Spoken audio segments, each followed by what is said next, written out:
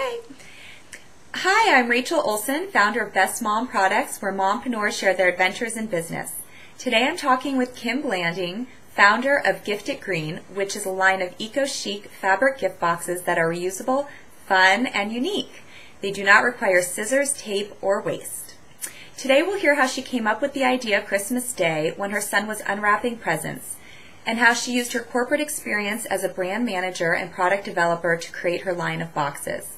She'll share valuable information on how what she thought was her target market wasn't, how she realized it, and what she did to change her product to meet her customers' needs. Welcome, Kim. Let's get started. The idea came to me my son's first Christmas. It was 2007, and our family loves to have a big Christmas celebration. We had 4 huge black trash bags full of wrapping paper and gift wrap. And I thought there's got to be another way to have a fun way of opening presents, which opening presents should be a blast, but without all the waste. Great. So tell us a little bit about your product so people can understand what it is. Sure, here, I'll show it. That's probably the easiest way. It's, imagine a beautifully wrapped Nordstrom gift box with all the bells and whistles, but instead it's 100% fabric. So it's got a really fun, modern design. It's cotton on the inside. It's got Velcro. It sounds like paper ripping. It's got multiple layers, which is one of the most fun parts about opening a present. And then it has this fake eco-chic tissue paper that sounds like tissue paper. And then on the inside, you track all the cities it's from. So it was designed in Chicago, so it starts in Chicago, but the idea is you would gift it forward in San Francisco or wherever it may be. Great. What a great idea. So tell us a little bit about your background and how it impacts your business now. You are a brand manager and a product in product development. Can you tell me a little bit about where you worked and how that helped you in your product? Sure. My job was coming up with ideas. I worked at Walgreens and I worked at Unilever and a variety of different categories. But my job was coming up with new products, launching new products. So when I had this idea in 2007, it always kind of stayed in the back of my mind. But I always had new ideas, so I thought this is the one idea I kept on coming back to. And so when Unilever ended up moving up to the East Coast, I didn't make the move. And I decided to try launching this on my own. So this was a year and a half ago. And it took quite a long time to actually launch. Yeah, so what was one of the first things that you did when you decided this is the product that you wanted to move forward with? Well, starting in 2007, I did a quick competitive research. I just wanted to see if there was anything out there that captured the thrilling experience of unwrapping a gift, but with no waste. And there wasn't anything like it. So I knew that there was a sound consumer insight, which I had a lot of background on identifying the consumer insight, who your target is, how you start setting it up, what your positioning is, how you're differentiated. So that background in brand management really helped a lot with that. But it took until I really could focus on it. It was too hard to do it while I had another full-time job. So until I could really focus on it, then I started the launch period. So I started with competitive research and some very informal consumer qualitatives. Okay, and what did you find when you did the competitive research? I found there were products, I like to call them like pillowcases, where you throw the present in and you have the drawstring, or there were some really beautiful scarf type things where you have the box and then you wrap it in the scarf and the scarf is tied to the package. But nothing that tapped into that sensorial experience. You sound, the feel, the unwrapping, all those different pieces of doing a gift. So I thought there's something there. Right. So when you're researching this, what was the next step that you took when you decided to do this full time? You've done the research now. You're moving forward. Did you draw it up yourself? Did you design it? I started with, again, the consumer insight. Originally, my target was boys and girls, let's say 2 to 6 years old, moms of boys and girls 2 to 6 years old. I looked at different fabrics at Joann Fabrics. I tried taking several sewing classes so I could make a prototype myself. Very quickly, I realized I wouldn't have the capability. So I worked with a local Chicago manufacturer to help develop the prototype. Okay. Just kind of the first things that I did. I also made sure and set up what my positioning was going to be, my differentiator, kind of what my long-term strategy was going to be, which I felt was important because there's always all these bumps and, different paths you can take, and you get so much feedback along the way. So I want to make sure I was going to stay true to what I thought was the differentiator and what this product stood for. Okay, and so the differentiator is that it's reusable, that it's eco-friendly, and it's cute that you can kind of gift it forward. So is that how you... And sensorial. The sensorial, right. Okay, so you had mentioned when we talked previously that you started really with, you didn't have a product vision specifically at first, you just had the insight and you kind of wanted to simulate the opening of presents. So tell me a little bit about, you went to Nordstrom's and you got a gift box. Yep, and I got every size that they had. Okay. And you're right. So when I started with the consumer insight, I had no idea if it was going to be a box or a bag or if it was going to have ribbon or Velcro or eco-chic tissue paper. And I think that was just going to every cute paper store, paper source, paper doll, Nordstrom's, and seeing what they had. And I really thought there was something very unique in the gift box idea. Mm-hmm. I remember just ripping open the paper and all the different layers. So I thought there was something very unique and fun about actually giving a fabric gift box that has the sturdiness of a box, but it is all fabric. Right. Okay. Second is to manufacturing. How many prototypes did you have made? Because you have you have Velcro on there, you have a ribbon, you have a lot of different elements to your product. How many different prototypes did you have made before you got the final one? Oh my goodness, probably a dozen. Wow. Prototypes. Okay. So what I started with, for example, they kept on trying to push cardboard. I didn't want cardboard. I didn't feel like that would be able to be gifted forward and forward. They pushed polyester because polyester is much cheaper. I just didn't feel polyester was a fit with my green. I really wanted the look and feel of a cotton. And I had to source all of the materials for them to do the prototype development as well. So the prototype development took 6 months. Okay, wow. So you had to source all the materials. So you're saying by that you mean you had to get the ribbon someplace? The ribbon, the Velcro, the cellophane, every piece of it, the tags, everything. So what do you do when you do that? When you have to source it yourself, do you bring it all into your house or you send it directly to the manufacturer? I had it all shipped here and then I brought it over to the manufacturer because they were located in Chicago. For the fabric patterns, I hired a graphic designer, and I had a vision of what I wanted for the different occasions. So I had started off with the boys, girls. After I'd done some additional research, wedding showers, baby showers, and Christmas were other big gift-giving occasions where they'd want something really special and add on a unique touch to the gift. So I added on there. And then I worked with the graphic designer back and forth. And then the manufacturer had capabilities to be able to do their own fabrics. Do you have to pay for each prototype that you get?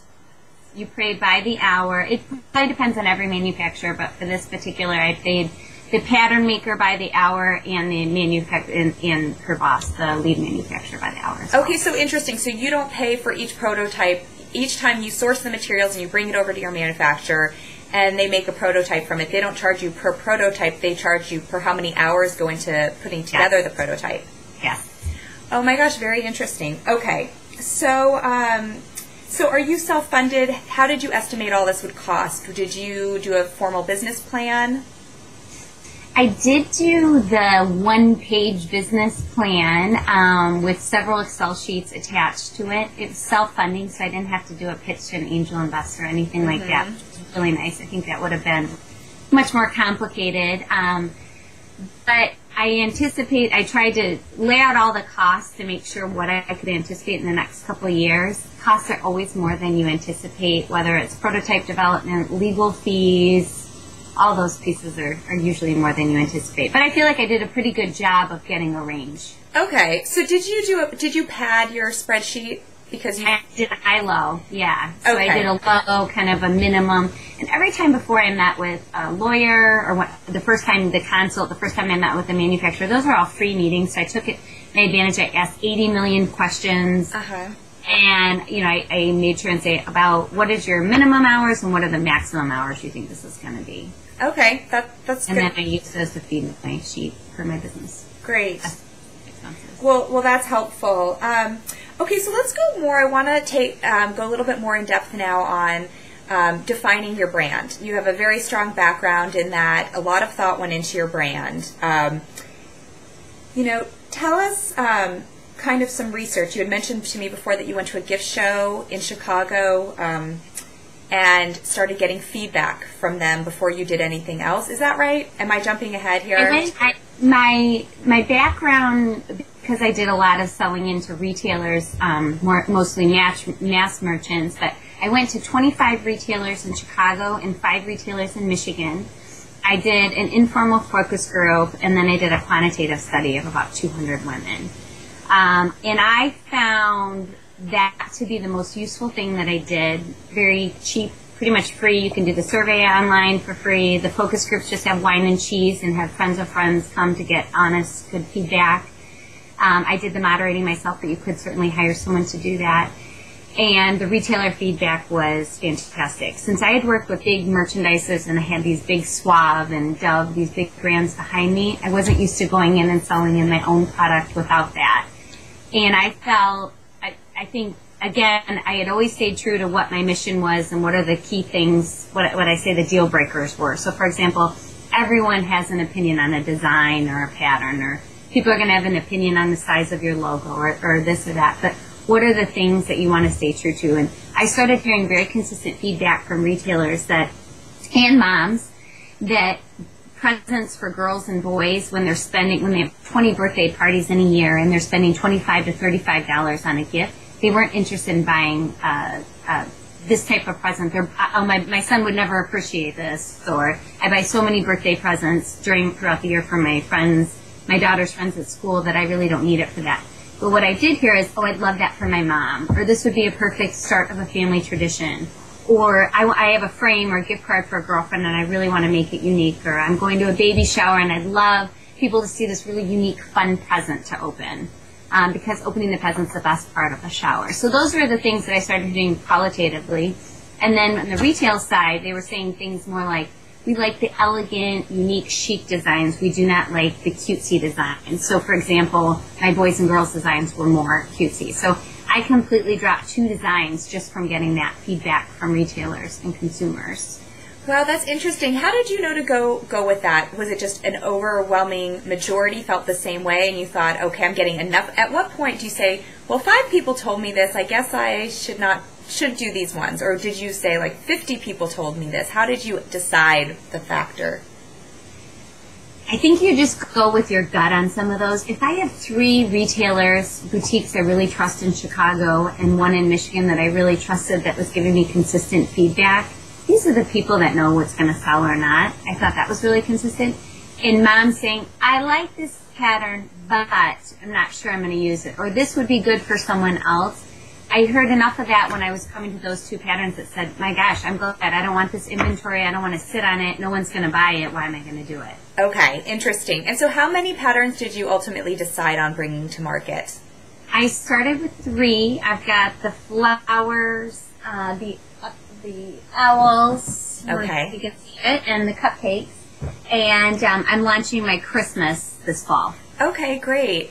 I noticed on your website, which is what's interesting, I think, about your design is, I thought, okay, when I first went, your website's beautiful, everything's very crisp, you could tell exactly what it is, so that's good. And just from a consumer perspective, obviously I'm not an expert in design, but I thought it was interesting.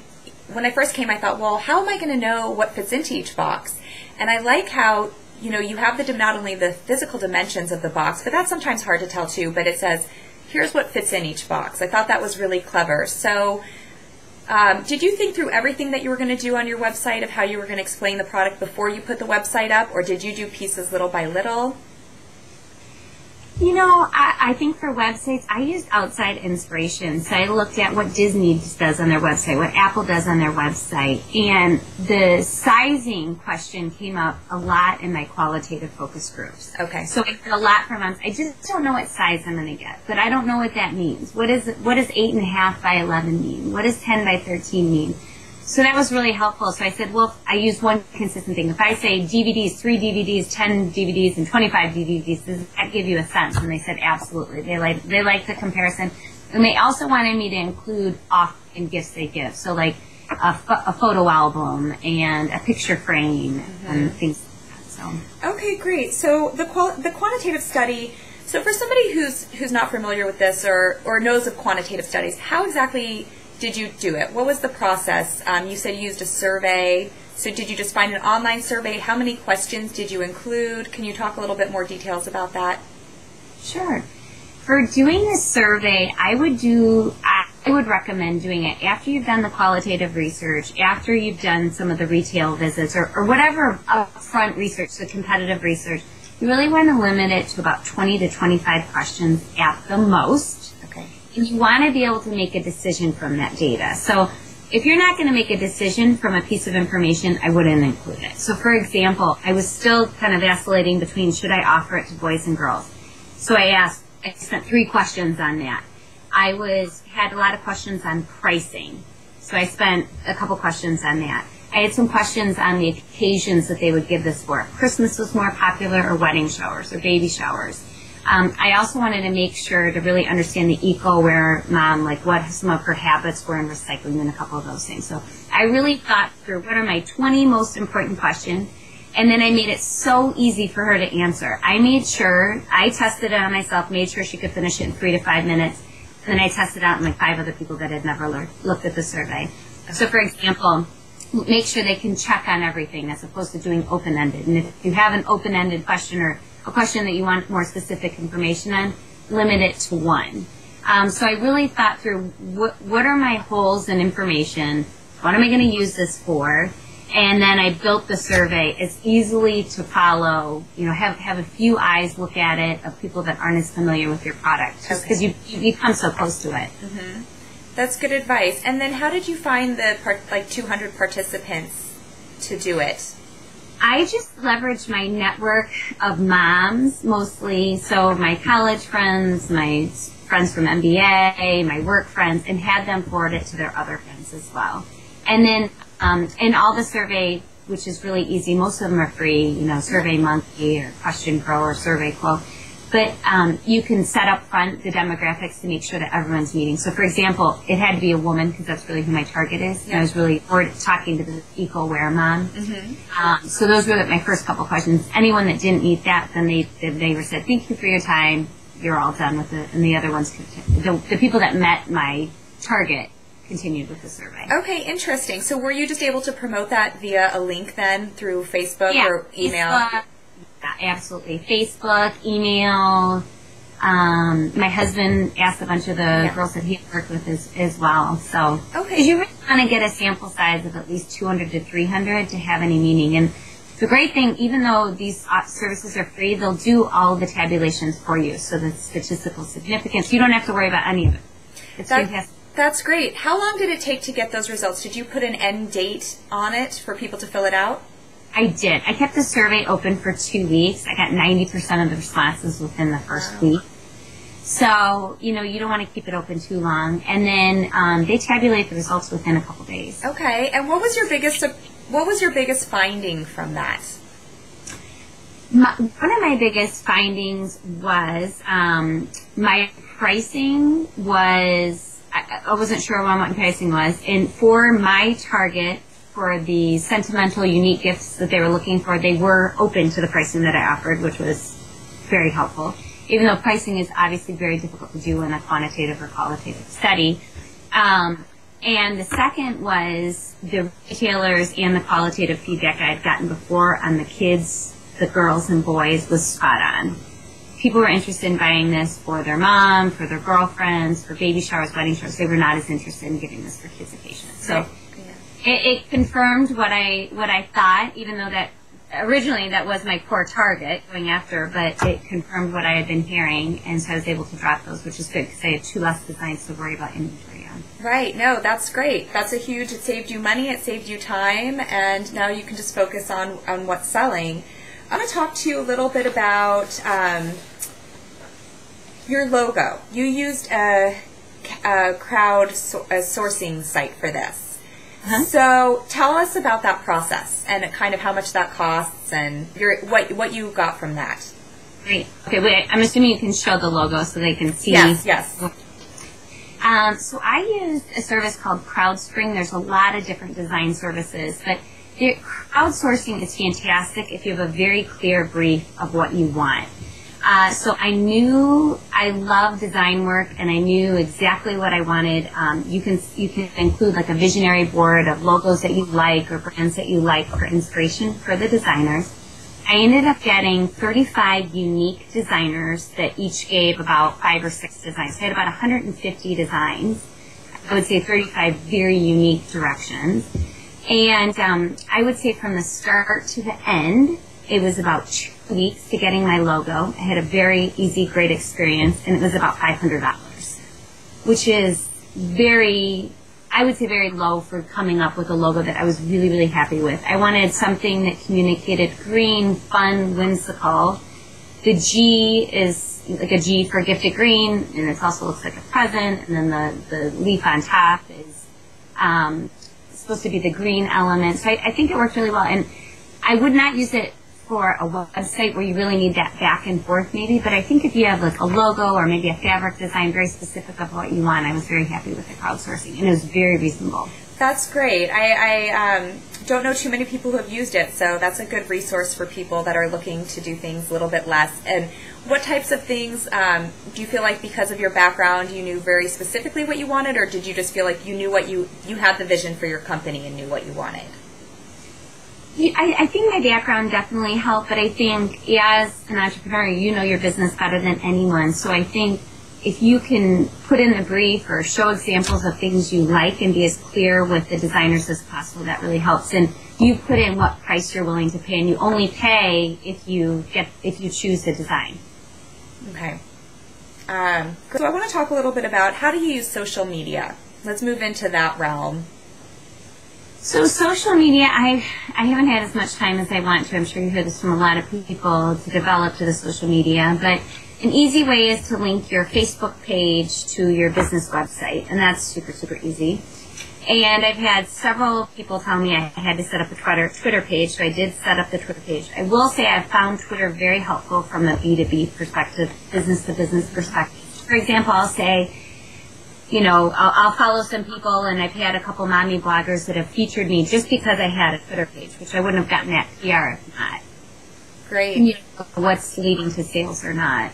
But right. It seems really helpful. All press in the beginning is helpful for new businesses. Right, and you just launched, right, a few months ago? Yeah, I just launched a month ago. Yeah, so we won't go fully into sales and distribution, but is there anything that you want to, how are you starting to get your first customers? Well, pounding the pavement, setting up appointments, sending them feedback, sending them sample. I'm doing a gift show at the Chicago Merchandise Mart. I did a consumer trade show at the Navy Pier for the Green Festival. Just getting the word out there as much as possible has been really helpful so far. Okay, so where are you going with this? You want to get into boutiques and retail stores? Are you in any boutiques right now? Yes, I'm just in a few right now, and my idea is that I would be in several boutiques across the country, and then hopefully have them online as well, have my online sales. Okay, great. And what are you doing to go about press? Are you going to hire a PR firm? I am going to hire a PR person. Okay. What is your grand vision? What does the future hold for Gifted Green? Well, I kept the brand Gifted Green, so it could be a big thing. So it could be all things gifting that has more of a green lens. So making opening presents as fun as it should be, but trying to avoid waste as much as possible. And I think it's about taking those tiny little steps every day to make the world a little bit better place for our kids. Yeah, that's right on your homepage that, I might get this wrong, but everybody that opens 3 gifts a day, like for Christmas, that waste can cover 450,000 football fields. Mm-hmm. Yeah, it's incredible. You have some interesting statistics that make you think, okay, this is great. Everyone's opening presents in one day. What happens with all that? And we didn't even go into depth, but I really love the idea of how you have the crinkly tissue paper. You've put a lot of thought into this. I wish you a lot of success. I want to end it with What advice would you give somebody starting out? Parting wisdom now that you've been through this entire process. I would say take a lot of time up front to really think through the strategy before you dive into the detail too much. What are your deal breakers that you absolutely have to stay true to? So, for example, on mine it was this box has to still be gifted forward. So I've had people approach me and say, well, can I put my brand on the ribbon, or can you do a custom fabric pattern with my brand? And I said no, because then it can't be gifted forward. So that's a deal breaker for me, for example. And trying to do everything I can to be as eco-responsible as possible through my business is another thing that I try and live the mission as well. So whatever your strategy is up front, just stay really consistent through that. And then your website, how you approach retailers, everything around that, your packaging, your logo, and then it's much better to be consistent. Great. Well, thank you. We can end with those great tips. So